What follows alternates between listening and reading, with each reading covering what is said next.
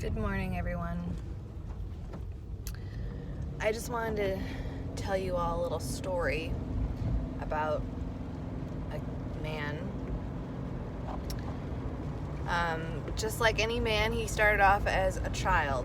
And as a child, he was wild child. This kid climbed to the top of ladders when he was 2 years old.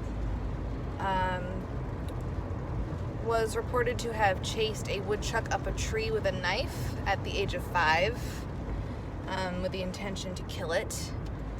He smashed all of his Tonka trucks with hammers, hit his brother on the head with a hammer, shot his sister in the head with a BB gun, shot off a shotgun in the house, set himself on fire at one point because he was playing with matches. And this is just, these are just some stories in a trove of stories about this fella. And his parents pretty much had to punish him every single day for something that he had done. And his mother would tear her hair out, and she said to his father, "You need to take this boy to work with you because I cannot handle him." Now at the time she had 2 other little ones and no running water, no electricity. So the father would take him to work. He would take him to his father's house to be watched for the day, just to give the mother a break for a little while. And when he got a little bit older and he got into school, they found that he was having trouble because he couldn't read, because he was dyslexic, although at that time in the 80s it was pretty much undiagnosed. But he had a really hard time concentrating, focusing, learning anything. So his parents decided to start their own school in order to give him a chance. Well, that didn't really work out very well because they weren't trained educators. So they decided to send him to a private school where he could get more one-on-one attention. And at that private school, he was able to learn how to read because he actually worked with a reading specialist.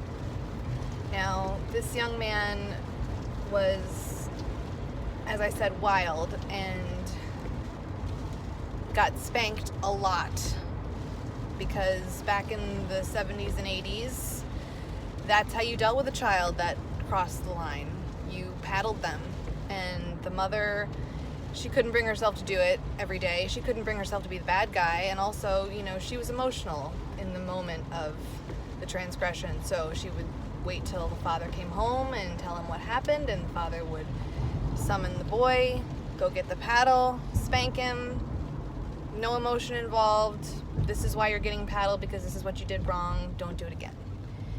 And I would also like to mention that this family went to church every Sunday, and they went to a Baptist church where they were worshiping with their fellow Christians, and the kids saw that, and they were brought up that way. They were brought up to believe in Jesus Christ, and they were brought up to believe that there was good and there was evil, and you should always try to be good, because otherwise you're sinning, and that's against God, and that is not okay.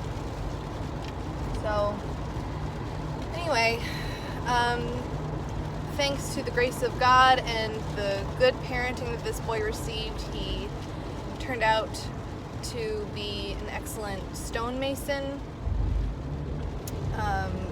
had his own crew. He was able to make enough money to buy his own vehicles, build his own cabin, have his own things. And he ended up having a child at the age of 24, and that did not make him settle down, unfortunately. He still liked to raise hell. And one day when he was driving to work on his motorcycle, probably way over the speed limit, he decided to run a red light, and he was hit by a car and killed. And everybody said, he died doing what he loved. And so we can be thankful for that. But the thing is, he died. He died because he was wild and crazy. And I'm sure that if he had had other parents, if it had been other circumstances where the parents didn't care or didn't know how to handle him or didn't love him enough to set him right when he was in the wrong, he would have died probably at a much earlier age and probably as a criminal, because he had so much energy and so much vim in him that he probably would have just done whatever he felt like doing, whether it was against the law or not. So we can be really grateful that he didn't have a life like that. He actually lived a life that everybody who was left behind when he passed could be proud of. And my point in this story is that everybody dies. Everybody dies, whether it's from a motorcycle accident or getting shot by a policeman or getting in a car accident, which is probably most likely how most of us are going to die. I'm driving right now. Or getting COVID-19, you could die from that. You could die from smoking, cancer, you name it. Anybody watching this video probably knows someone who's died in some unfortunate way or unnatural way. And the thing is, we cannot be afraid of this. We cannot live in fear of dying or in fear of not having the things that we want in our lives. We need to live our lives in a way that we can be proud of and that people who we pass the world on to can be proud of. Now, I have a daughter and she is my legacy, and one day I will die and she will be left behind, and she is a part of me. She is the part of me that's going to keep living, and hopefully she has a kid, and that kid will keep living and have a kid, and that a part of me will continue in this world. But this world is going crazy right now. People are upset with their lives. They're upset with the police. They're upset with authority. They're upset having to stay home because of a pandemic. And they're crying out. They're crying out for change and for help. And I just want you to know that everybody struggles. Everybody suffers. Even rich people. Imagine that. Poor people, yes. And it doesn't matter what your skin color is. You could be poor and you could be suffering. I know lots of white people that are suffering because they're addicted to drugs, or they're addicted to alcohol, or they can't hold a job. They don't want to hold a job, or they're disabled and they live off the system. And you know what? These poor people, they get slammed all the time because by the law. Because they get pulled over. Oh, guess what? Your license was suspended. Oh, I didn't know. Or they're helping a friend out, and oh, guess what?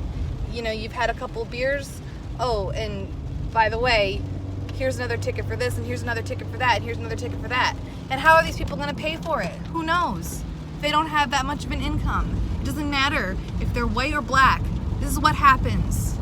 This is what happens. I know white people that have been killed by police.